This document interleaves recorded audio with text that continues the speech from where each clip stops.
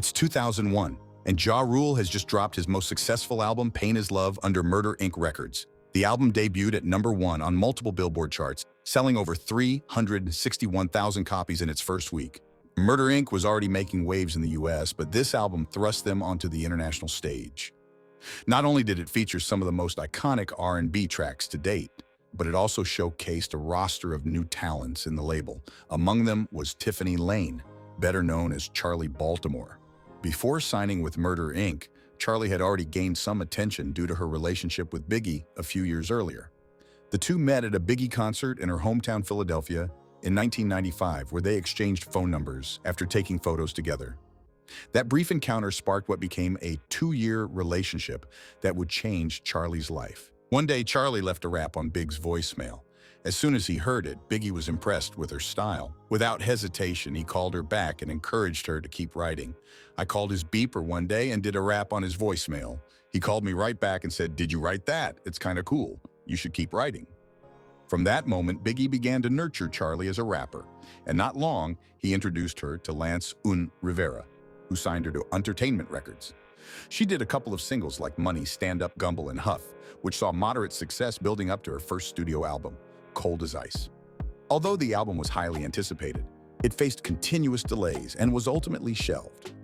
Frustrated, she left the label, and in 2001, she signed with Murder Inc. Records. Surrounded by platinum-selling artists like Ashanti and Ja Rule, it seemed certain that she would follow suit. But despite a few hit singles, Charli never released an album. Just 2 years into her time at Murder Inc., she left the label. Over the years, she disappeared from the spotlight, rarely giving interviews or releasing new music. So the question remains, what really happened to Charli Baltimore? In 1974, Tiffany Lane was born in Philadelphia, Pennsylvania, the younger half-sister to Yolanda.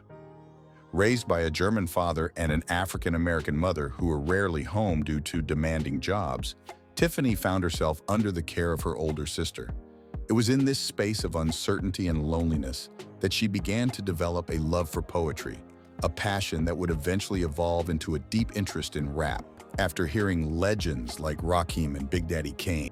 Attending Catholic school, she would often escape the chaos of her home life by writing her own raps whenever boredom struck.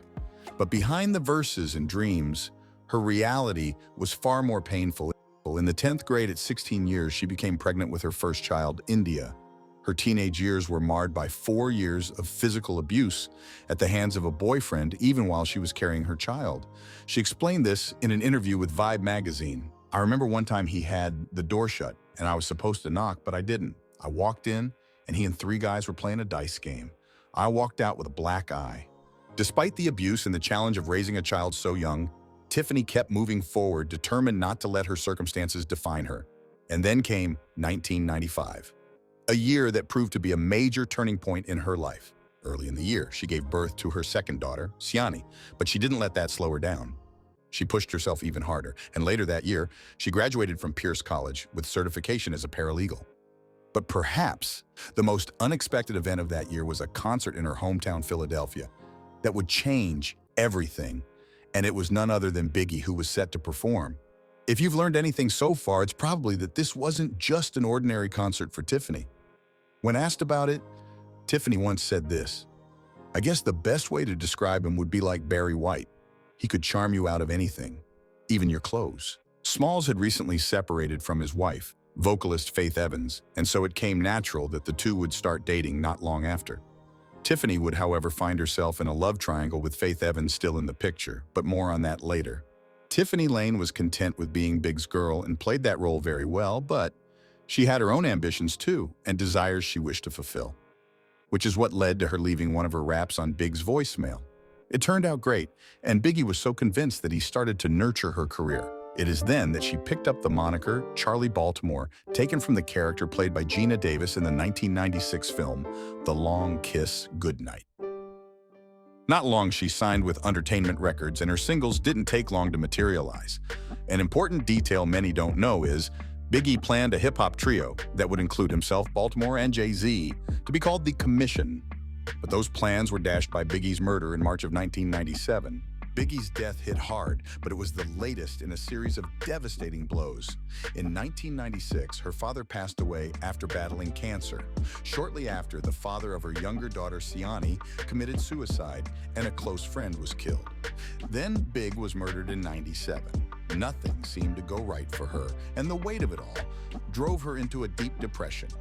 At her lowest point, Baltimore overdosed on pills and found herself contemplating suicide. After being released from the hospital, she came to her senses and was able to pull herself back just in time for Biggie's funeral. I'm a realist who believes in learning from mistakes and tragedy. Plus, I have my kids to live. I knew I had to keep on keeping on for them and myself. She went to a bit of hiding after that, clearing her thoughts, and then set out to make her debut album with Lance on Rivera, slated for release in 1999. Days and nights went into making her album, but due to creative difficulties, Cold as Ice faced a couple of delays and was ultimately shelved. Around this time, Charli and Jay-Z stirred up some controversy. Jay-Z allegedly stabbed Rivera over issues concerning Charli Baltimore, and the next day, Jay-Z turned himself into authorities. He almost faced 15 years in prison for the assault, but thanks to an altered plea deal, Jay-Z ended up with 3 years probation instead. After leaving entertainment, Baltimore's runway looks landed her modeling jobs, including a nude spread for Trace magazine. Aside from that, she also ventured into acting, making her first debut film appearance in the 2000 musical comedy drama Bamboozled. She, however, did not stop releasing music as she wanted to keep her name alive in the industry. Singles like Everybody Wanna Know and Charli were both released in 2000. Fast forward to when she joined Murder Inc. in 2001, and her first appearance was in Down, a single that made it third on Ja Rule's third album, Pain is Love. Worth noting also is Irv Gotti at first exploited Baltimore's modeling background. He announced a partnership with the Revlon cosmetics firm and planned to revive its Charli perfume in a campaign featuring Baltimore. This was a branching out move to make the label more than just music. Once again, Baltimore seemed on the verge of a major breakthrough. In 2002, she appeared on Irv Gotti Presents The Ink, teaming up with Ashanti and Ja Rule on the hit track Down For You, which dominated hip-hop airwaves late that year. She also took the spotlight as the featured artist on another track, No One Does It Better.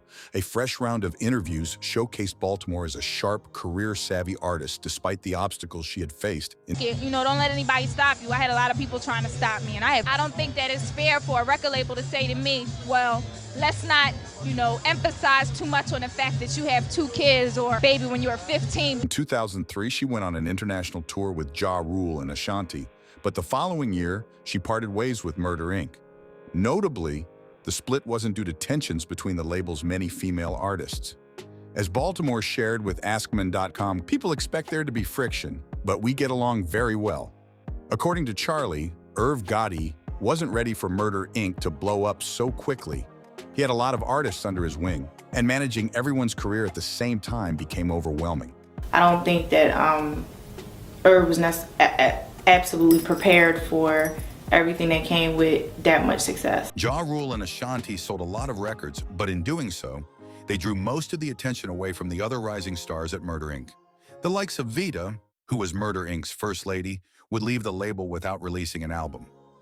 I have done a video about what happened to Vita. You can check it out. Link in the description. Charli Baltimore suffered the same fate. Irv shut down some of Charli's projects, including a diss track she wrote aimed at 50 Cent during the height of the 50 versus Ja Rule beef. The track was set to be part of her album The Diary, but with the album never seeing the light of day, the diss track vanished as well. During an interview with allhiphop.com, Charli Baltimore opened up about why her album never saw the light of day under Murder Inc. Allegedly, funds from her album budget were diverted for other purposes.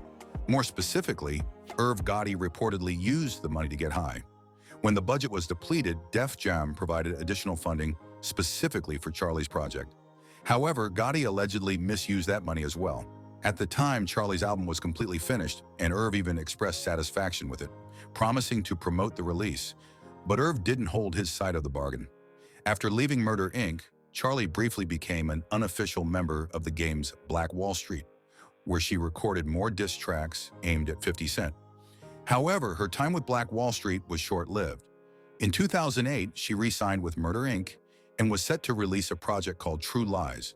But once again, the album never materialized. Right now, though, I'm doing some things back with Murder Inc. So we in the Murder Inc. studios, getting some work done.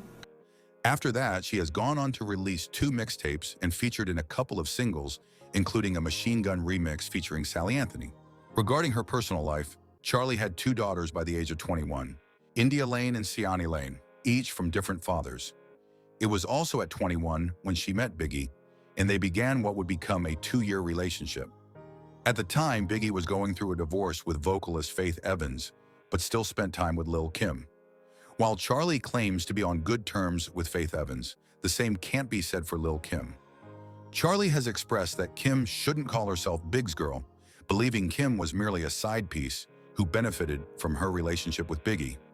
Much of that feud has been vocally one-sided, with Lil' Kim largely ignoring everything Charli has said.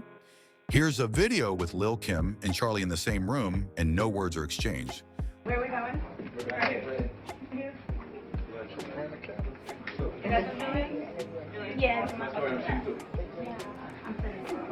Aside from that, there have been rumors about Charli's marriage to Jack Drees in 2001. However, no reliable information confirms these reports. Lately, Charli has showcased her talents on various platforms. She has appeared on talk shows such as Charli Knows Best and Growing Up Hip Hop, New York, further solidifying her presence in the entertainment industry. Amassing a net worth of $500,000 as of 2024, you could say Charli Baltimore lives quite comfortably. Well, that's it on what happened to Charli Baltimore. What do you think about her career in life? Leave a comment down below.